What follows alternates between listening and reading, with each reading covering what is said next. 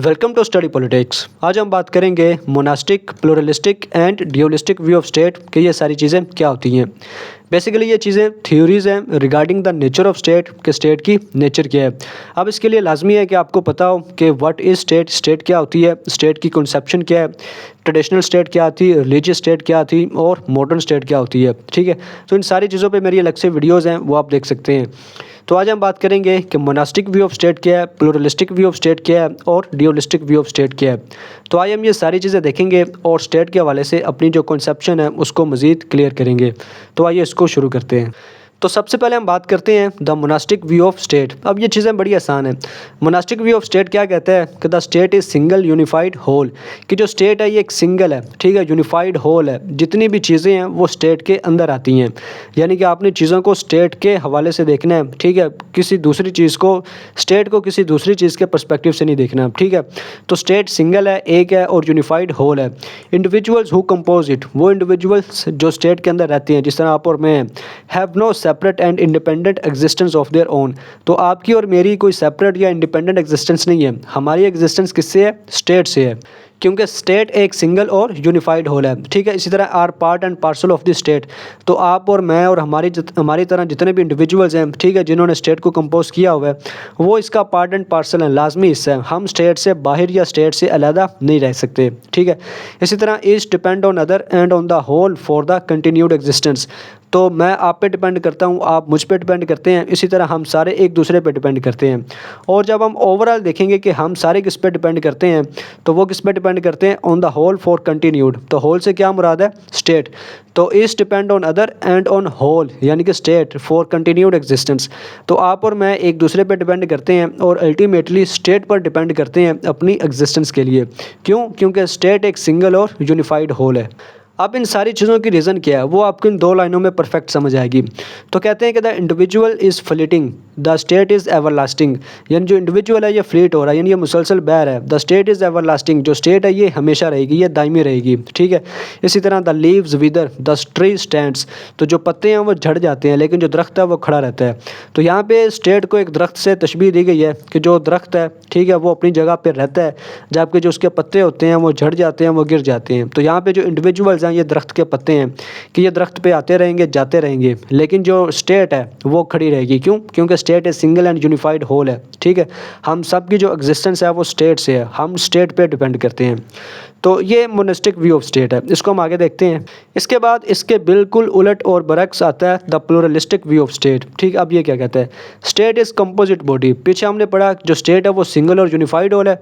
यहाँ पर ये कहते हैं कि स्टेट इज़ कंपोजिट बॉडी, यानी स्टेट सिंगल और यूनिफाइड नहीं है, बल्कि स्टेट को कंपोज किया गया है। किससे? इंडिविजुअल से। Individuals have distinct and independent existence of their own. तो पीछे हमने पढ़ा कि individuals who compose it have no separate and independent existence.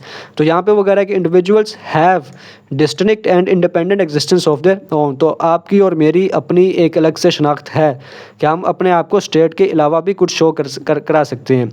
और जो स्टेट है वो basically is a mechanism to protect weak against strong.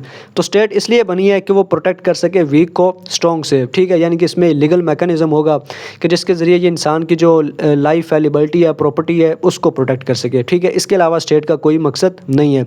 तो इसने प्रोटेक्ट करना वीक को, ठीक है, स्ट्रॉन्ग से। तो ये स्टेट का पर्पज़ है। अदरवाइज़ जो इंडिविजुअल्स हैं उनकी अपनी एक अलग से शनाख्त है, वो अपनी एग्जिस्टेंस रखते हैं, ठीक है, और स्टेट को उन्होंने कंपोज किया हुआ है। स्टेट की अपनी अलग से कोई शनाख्त नहीं है। Each can exist and flourish without the aid of state.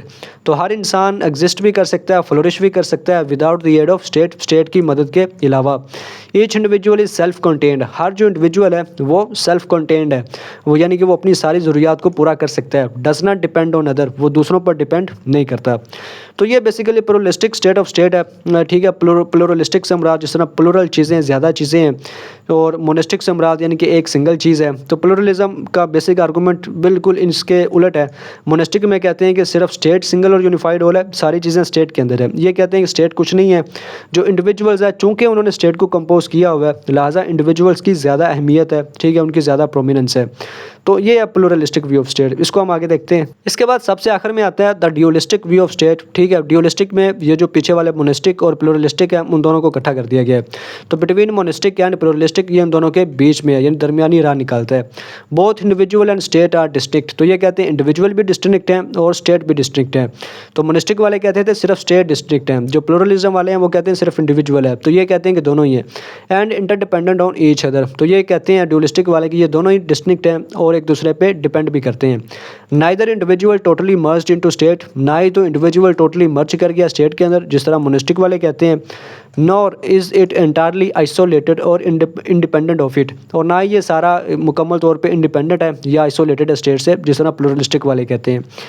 तो ये कहते हैं कि कुछ जगहों पर जो इंडिविजुअल है, यानी ड्यूलिस्टिक वालों का मेन आर्गूमेंट ये है कि कुछ पॉइंट ऐसे हैं कि जहाँ पे जो इंडिविजुअल है वो अपनी अलग से एग्जिस्टेंस, अपनी अलग से आइडेंटिटी रखता है, और कुछ जगह ऐसी हैं कि जहाँ पे स्टेट अपनी अलग से आइडेंटिटी और अलग से शनाख्त रखती है। अब वो क्या चीज़ें, अब इसमें अगर आपने जॉन लॉक को पढ़ा है, ठीक है, जॉन लॉक की जो थ्योरी ऑफ सोशल कॉन्ट्रैक्ट है जिस पे आप मेरी अलग से वीडियो देख सकते हैं, तो उसके रेफरेंस से मैं आपको थोड़ा सा बताना चाहता हूँ। जॉन लॉक कहते हैं कि जब आप स्टेट ऑफ नेचर से निकल के सिविल सोसाइटी में आते हैं, ठीक है, तो चूँकि स्टेट ऑफ नेचर के अंदर इंडिविजुअल हर तरह से फ्री होता है, आज़ाद होता है, उसके पास हर काम होता है करने के लिए, यानी वो कुछ भी कर सकता है अपनी मर्ज़ी से।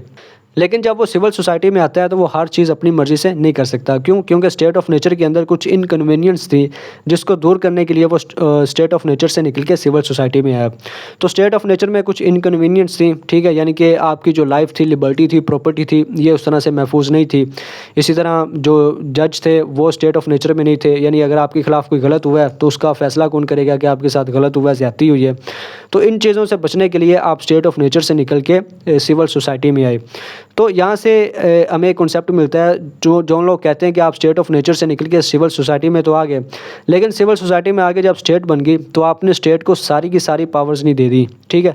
तो जो लोग कहते हैं कि आपका जो राइट है लाइफ का, आपका जो राइट है लिबर्टी का, आपका जो राइट है प्रॉपर्टी का, ये ऐसी चीज़ें जो आपके पास रहेंगी, ठीक है। तो ये हमारा मैच हो गया प्लूरलिस्टिक व्यू ऑफ स्टेट से कि हर इंडिविजुअल की अपनी लाइफ है, अपनी लिबर्टी है और अपनी प्रॉपर्टी जितनी वो चाहे लॉफुल तरीके से वो इकट्ठा कर सकता है, ठीक है। इसी तरह जो प्रोटेक्शन है, इन सब की चीज़ों की जो प्रोटेक्शन करनी है वो किसने करनी है? स्टेट ने करनी है, सिविल सोसाइटी ने करनी है। तो जहाँ पर स्टेट की जो अहमियत है वो सामने आ जाती है। तो यहाँ से हमें एक कम्बिनेशन मिलता है मोनेस्टिक का और प्लूरलिस्टिक का। फर्दर आप जॉन लॉक के हवाले से डिटेल से जाना चाहते हैं तो जाहिर सी बात आप अलग से वीडियो देखिए, चूँकि ये मेरा बाकायदा टॉपिक नहीं है तो इस पर मैं डिटेल से आपको नहीं बता सकता। तो ये था आज की वीडियो में जिसमें मैंने आपको मोनास्टिक व्यू, प्लूरलिस्टिक व्यू और ड्यूलिस्टिक व्यू ऑफ स्टेट के बारे में बताया।